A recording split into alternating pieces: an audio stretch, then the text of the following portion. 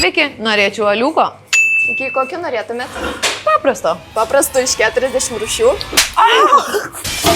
Nu gerai, tada. Wachensteffen.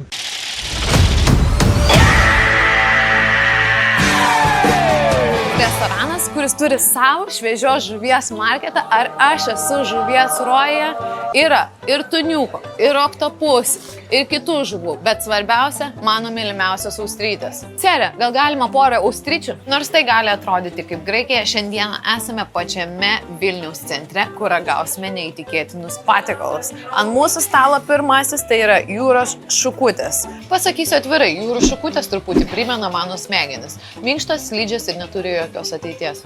Laurina. You've got to come back with me! Back to the future! Padažiuko duok. Stok akimirko žavingo. Padažiuką irgi turim susirepti. Duok išlaižyti pirmiausia. Nesupraskit neteisingai. Nežinau, ar nori dalinti su tavim paskutinę šukutę. Nežinau, ar tave taip myliu. Nu, davai per pusę. Davai, pusę duosi. Pusę duos. 11. Wow. Fantastiškiau nebūna. Gal žinot, kodėl mano stalo 4 kokteiliai? Antrasis užkandėlis būtų 2 austrės, kadangi nebeturim babkių, tai užteks.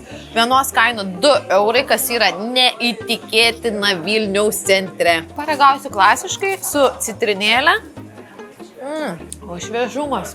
Trumpam nugabenu prie jūros, pasakysiu. Slysta geriau nei mano sausio 1 pažadai. Austriam žinoma, kad duodu 10 klasiškai, nes jeigu duodi mažiau, tai net nežiūrėk šitos laidos. Kalle.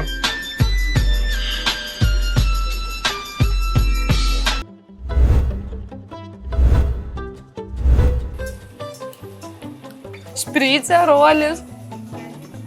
Pagrindinis patiekaliukas jau ant stalo, tai yra krabų rizoto. Ar jūs matote šitą gyvą visą didžiausią krabą? Kaina buvo 16 eurų. Tobulai minkšti ryžiai, bet dar ne košė. Kas labai svarbu rizoto? Padažas.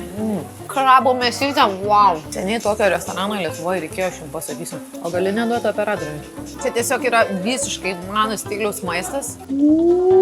Hotdogas su 8,12 eurų, čia realiai jau degalinį tiek kainuoja. Prabanga.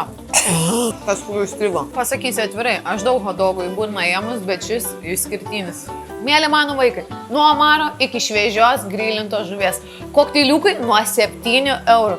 Kas gali būti geriau Vilniaus centre? Maistas ant pachmo sako, vo ir labai rekomenduoja. Fish and Ale Vilnius. O kad pilvuko neskaudėtų ir geriau suvirškintų, gerk birutę.